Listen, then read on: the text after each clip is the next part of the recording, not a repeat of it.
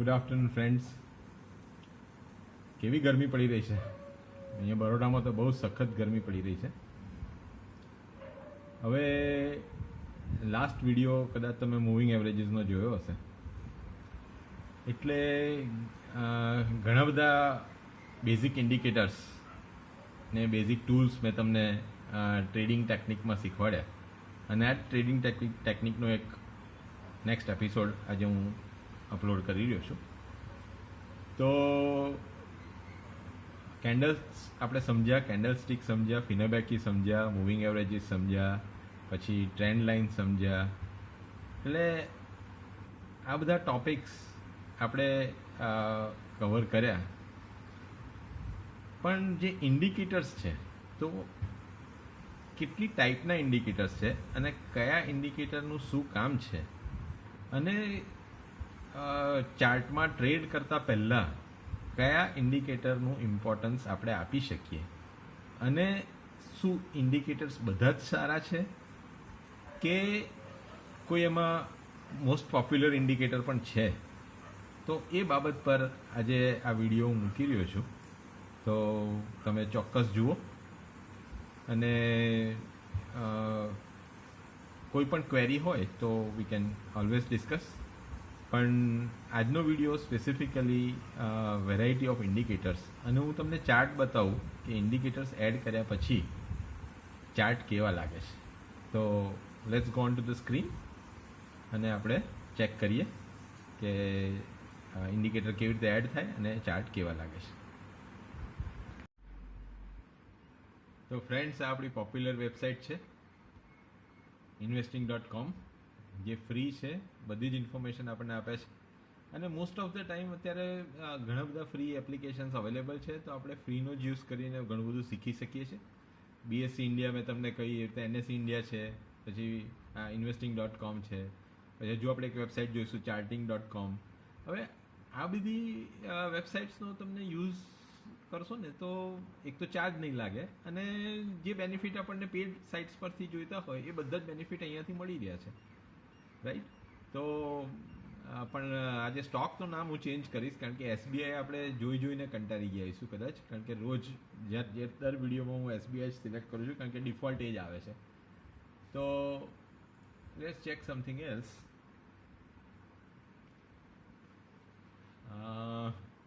કયો સ્ટોક્સ લઈશું?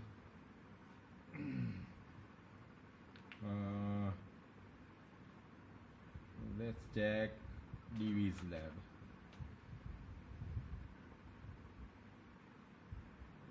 Pharmaceutical company છે. હા, આ ડીવીઝ લેબનો ચાર્ટ છે, બરાબર છે. ઘણો ડેટા છે આપણી પાસે. ચાલો ડીવીઝ લેબના ચાર્ટમાં આપણે જોઈએ કે ઇન્ડિકેટર લગાવવાથી અને કયા ઇન્ડિકેટર લગાવવાથી શું ફાયદો થાય છે, બરાબર છે. હવે બેઝિકલી આ ઇન્ડિકેટરનું સિમ્બોલ છે. ઇન્ડિકેટર એડ કરવા માટે આ જગ્યાએથી એડ થશે. મેઇન વસ્તુ આપણને આ ચાર્ટ નથી જોઈતો, આપણને કેન્ડલ સ્ટિક ચાર્ટ જોઈએ છે. એટલે હવે કેન્ડલ સ્ટિક ચાર્ટમાં તમે કેન્ડલ સ્ટિક ચાર્ટ સમજ્યા. એમાં this is the daily indication. Daily indication એટલે every candle represent 1 day. If I say it's monthly, then every candle represent 1 month. એટલે આપણે અત્યારે ડેલી પર રહીએ, અને આ રીતે આપણને આનો ચાર્ટ મળી રહ્યો છે, બરાબર. તો કયા ઇન્ડિકેટર લગાવવા જોઈએ? તો સૌથી પહેલું આપણે જોયું કે સપોર્ટ રેઝિસ્ટન્સ આપણે શીખ્યા. તો લાવો એક અહીંયા આપણે સપોર્ટની લાઈન નાખી દઈએ કે આ જગ્યાએ એનો સપોર્ટ લાગે છે, રાઈટ. તો અહીંયા ઓલ્ટર એચ કરીશું એટલે લાઈન એડ થઈ જશે. This is the support line, બરાબર. હવે અહીંયા આ જગ્યાએ એક સપોર્ટ છે, રાઈટ. Alter H. ચાલો, સપોર્ટ રેઝિસ્ટન્સ શીખ્યા એટલે આપણે સપોર્ટની લાઈન. અહીંયા પણ એક રેઝિસ્ટન્સ છે આ જગ્યાએ, એટલે ઓલ્ટર એચ. હવે આ સપોર્ટ રેઝિસ્ટન્સની આપણે આટલી લાઈનો અંદર મારી દીધી, બરાબર છે. હવે આનાથી એક આપણો પેરામીટર સેટ થઈ ગયો. બીજું આપણે શીખ્યા કે ફિનોબેકી લેવલ, બરાબર છે. હવે ફિનોબેકી લેવલ નહીં, હવે ઇન્ડિકેટર્સ પહેલાં જોઈ લઈએ એકવાર.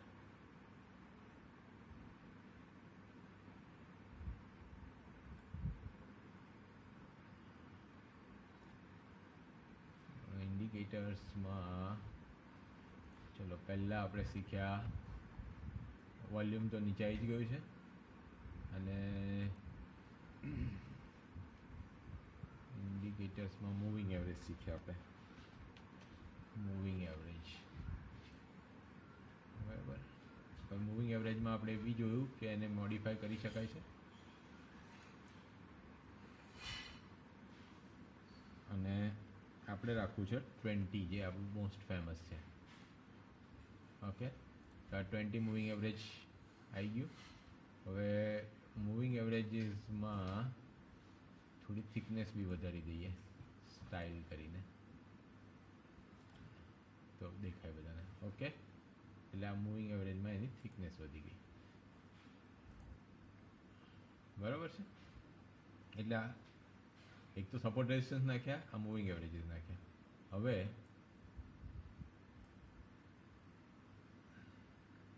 આ છે આખું, તમે જોઈ શકો છો કે આખું લિસ્ટ છે બરાબર. Accumulation swing index, distribution accumulation distribution, advance decline, પછી આ મૂવિંગ એવરેજ, પછી અરુણ, પછી એવરેજ ડાયરેક્શનલ ઇન્ડેક્સ, પછી average true range, Bollinger band width. હવે એક પછી એક હું નાખું છું, તમે ખાલી જુઓ કે સપોઝ આપણે અહીંયા નાખીએ કે અરુણ નાખીએ, અરુણ એડ થઈ ગયું અહીંયા નીચે, એને કાઢ નાખો, હમણાં બહુ મોટી સ્ક્રીન આવે છે. અહીંયા એડ કરીએ આપણે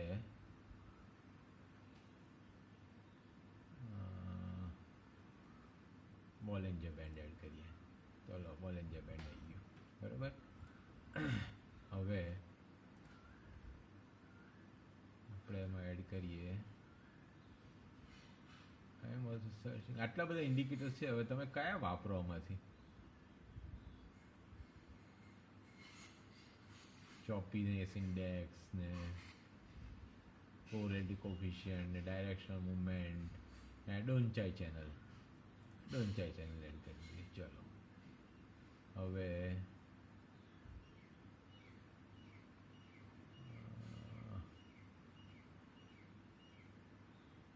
ઇશિમુકી ક્લાઉડ આ બી એડ કર્યું.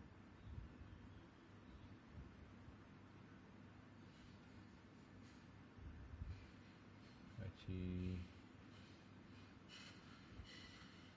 નીચે એડ કર્યું MSCD, આ એડ થઈ ગયું. ચલો પછી RSI આ બી એડ થઈ ગયું. હવે જો તમે ઇન્ડિકેટરનું લિસ્ટ તો જુઓ કેટલું લાંબુ છે, શું તમે એડ કરો ને શું ના એડ કરો. આટલા બધા ઇન્ડિકેટર્સ હોય તો સૌથી મોટું કન્ફ્યુઝન તો એ જ છે કે આ સ્ટોકને હવે ટ્રેડ કેવી રીતે કરવું. અહીંયા RSI બી છે, અહીંયા MSCD બી છે, પછી અહીંયા તો આખું જંગલ થઈ ગયું છે ક્લાઉડમાં. તો આ સિચ્યુએશનને હેન્ડલ કરવા માટે હું તમને એવું કહીશ કે હવે અહીંયા કઈ લાઈન તમે સપોર્ટને જોશો કે તમે આ આપણે 20 મૂવિંગ એવરેજને જોશો કે તમે આ બોલેન્જર બેન્ડના ટોપ અને બોટમને જોશો કે તમે ઇશિમુકી ક્લાઉડને જોશો કે શું કરશો, કેવી રીતે આમાં ટ્રેડ લેવાશે, મને એ જ સમજણ નથી પડતી બરાબર છે. એટલે હું તમને એવું કહીશ કે જેટલા ઇન્ડિકેટર્સ છે ને એ બધા જ સારા છે. જરૂરી એ છે કે તમે માસ્ટરી શેમાં લો છો, અને એ જ બહુ અગત્યનું ઇન્ડિકેશન છે બરાબર છે. એટલે અને બ્રોડ વેમાં જવા કરતાં આપણે એક કોઈ પર્ટિક્યુલર ઇન્ડિકેટર લઈને એના ડીપમાં જઈએ. આજે હું તમને કહું ને કે આ એક ઇન્ડિકેટર RSI પર આખી એક બુક લખાઈ છે, મે બી 400-500 પેજીસની. એટલે પછી EDX પર આખી બુક છે. તો ખાલી એક લાઇનમાં હું તમને સમજાવી દઉં કે RSI આવું કામ કરે છે, પણ એના પાછળ જો 500 પેજ કોઈ લખ્યા હોય તો એમાં કંઈક તો હશે કે આટલું મોટું એનો વોલ્યુમ લખાયું છે એના માટે. તો હું એવું સજેસ્ટ કરીશ કે આપણે આટલા બધા ઇન્ડિકેટર ના જ લઈએ, પણ જે ઇન્ડિકેટરમાં આપણે માસ્ટરી લઈ શકીએ. બધા જ ઇન્ડિકેટર સારા છે, બધા જ ઇન્ડિકેટર તમને પ્રોપર ગાઈડન્સ આપશે, પણ પ્રોવાઇડેડ કે તમે માસ્ટરી લો. હવે આ માર્કેટમાં કે ઇક્વિટી માર્કેટમાં માસ્ટરી લેવા માટેનો જે કન્સેપ્ટ છે ને એ એવું કહેવામાં આવે છે કે per day listen me carefully, per day you have to C 100 charts. 100 chart જો તમે રોજ જોશો અને એને બેક ટેસ્ટ કરશો કોઈ પણ એક ઇન્ડિકેટર લગાવીને, તો તમને એ ચાર્ટ વિશે અને એ ઇન્ડિકેટર વિશે ધીરે ધીરે માસ્ટરી બિલ્ટઅપ થશે. શરૂઆતમાં 100 ચાર્ટ જોવા માટે તમને ખરેખર ઘણો ટાઈમ લાગશે, પણ when you practice it and make it a habit of seeing it, તો ચોક્કસ આ 100 ચાર્ટ કંઈ જ નથી. You can scan it in સે 1 hour or 1.5 hour. એટલું ઇઝી છે, પણ નોટ વિથ ધીસ જંગલ ઓફ ઇન્ડિકેટર્સ, આઈ મસ્ટ સે. તો ઇન્ડિકેટરને ઓછા કરવા માટે ને કયા ઇન્ડિકેટરનો આપણે ઉપયોગ કરી શકીએ એ હું તમને હવે મારી નેક્સ્ટ સ્લાઇડમાં બતાવું. એટલે આ તો ખાલી investing.com મેં એટલે જ ખોલ્યું હતું કે આપણે ઇન્ડિકેટરનું જંગલ જોઈ શકીએ, પણ I don't think we don't need this જંગલ. અને સ્મૂથ, ક્લીન અને ક્લિયર ચાર્ટ રાખીશું તો ટ્રેડ બહુ સક્સેસફુલી મળશે. હજુ તો આમાં મેં પીવોટ પોઈન્ટ્સ નથી નાખ્યા. જો પીવોટ પોઈન્ટ્સ નાખીશું તો ઓર બીજી 5-6 લાઈન એડ થઈ જશે, રાઈટ. 3 રેઝિસ્ટન્સ ઉપર, 3 રેઝિસ્ટન્સ, 3 સપોર્ટ નીચે, વચ્ચે સેન્ટરમાં પીવોટ, એટલે 3 ને 3 6 ને 1 7 ફોર ડેલી, એવા 7 ફોર વીકલી, એવા 7 ફોર મંથલી. તો તમે વિચારો કે ઇન્ડિકેટર્સથી જ 21 લાઈનો અહીંયા પડે તો તમે કયા લાઈનને મહત્વ આપો? બરાબર છે. એટલે આપણે હવે એને હું બંધ કરું છું આને.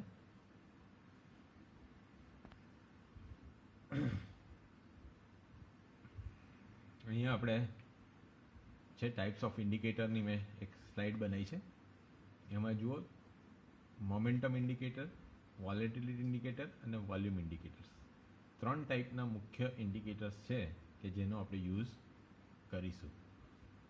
હવે મોમેન્ટમ ઇન્ડિકેટરમાં પણ 10-15 ઇન્ડિકેટર હશે, વોલેટિલિટી ઇન્ડિકેટરમાં પણ 5-6 ઇન્ડિકેટર હશે અને વોલ્યુમ ઇન્ડિકેટરમાં પણ 2-4-5 ઇન્ડિકેટર્સ હશે.